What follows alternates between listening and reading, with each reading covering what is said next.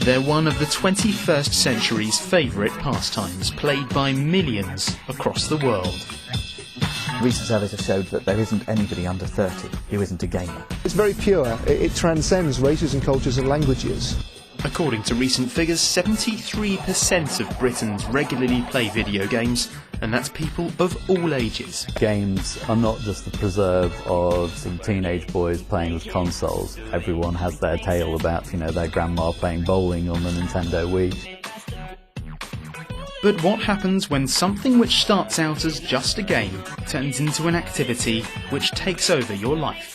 Are we becoming addicted to video games? The other three things I've got here are the expansion. Meet 18-year-old Chris Reed. For 7 months of his life when he was 15, he became, as he puts it, addicted to a computer game. This is the expansion that so-called fed my addiction.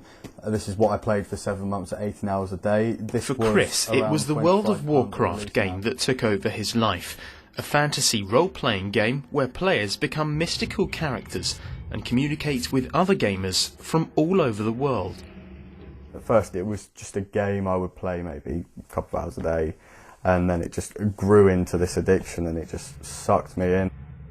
I was in this world for 18 hours a day. Sometimes I'd just go right through the night into the next day doing these massive sessions of gaming, and the outside world just became irrelevant. When did you first realise that there was a problem? Well, he started refusing to go to school. I mean, it was really, really clear cut. There were all kinds of excuses around. He didn't feel well, he had physical symptoms, he had headaches, he had stomach aches. There was always, a reason why he couldn't go to school. Eventually, Chris decided to stop going to school altogether. To this date, he has no GCSEs. But even the bare necessities of life were relegated in favour of World of Warcraft. It got to the point where eating, drinking and even going to the toilet was just irrelevant. It got to the point where I actually had bottles in my room to go to the toilet because I could not leave this world. It literally, I actually thought I was this character.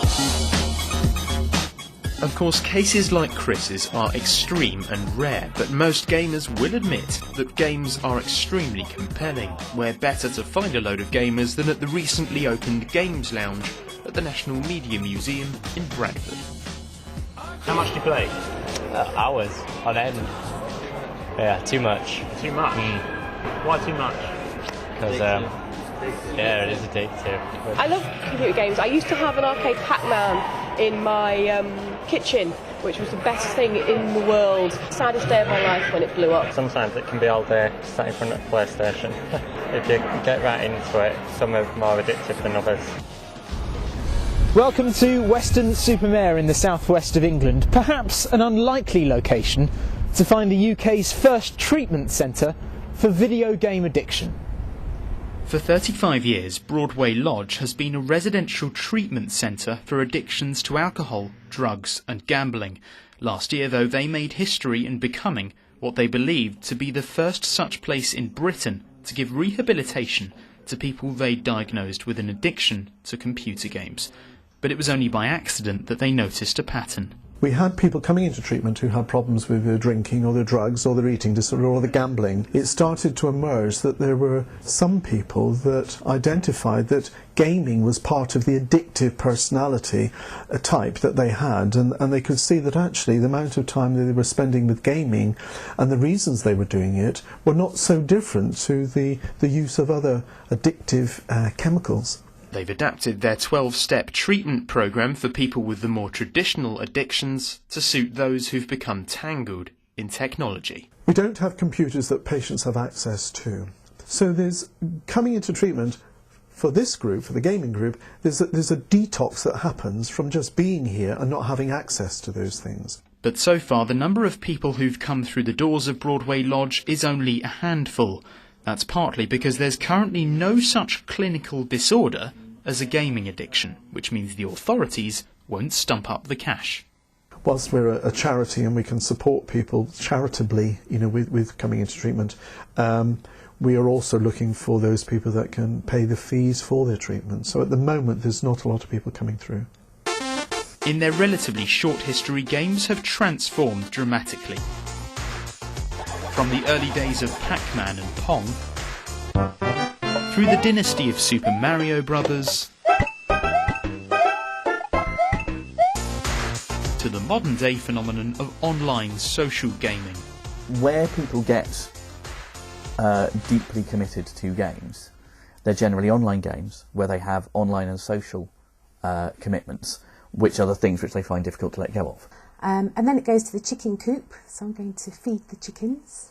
Farmville, a game on Facebook where you become a virtual farmer, is played by 83 million people around the world, and one of those is 47-year-old Rebecca Stenning.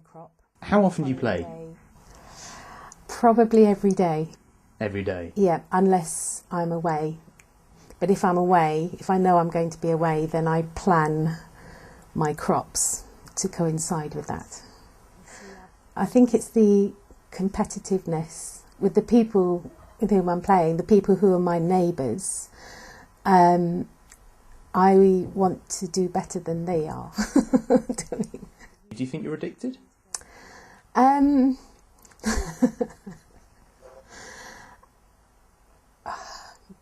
Probably, in a certain way. I think I probably am, but only because I don't want people to overtake me. Rebecca is typical of most gamers. She plays a lot, but that clearly hasn't led to any major problems. But for those who it does, where does the responsibility lie? Monumental Games is one of the companies which develops online games. Currently in production is Little Horrors, a 3D social game for Facebook. What I'd like to think was that the industry would say, yes, we do recognise that there may be some people, very small number, that might get into problems because of playing games. And we are prepared to put some funding in to support and help and treat those people. It's got its head in the sand, buried its head in the sand at the moment. I don't believe so. Why not? I believe that the games industry does recognise that that there are individuals that do become addicted to games as they become addicted to any number of pastimes. I just don't believe that the responsibility for that lies with the games industry.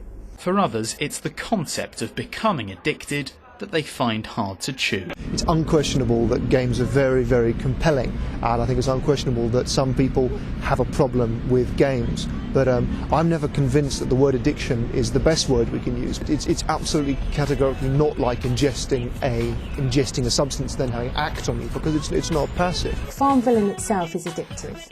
I can safely say I think it is an addiction. So are games addictive? Well, you decide. But either way, they look set to become bigger and bigger. I see games as being the pervasive, freely accessible medium of the next 20, 25 years, and that's incredibly exciting.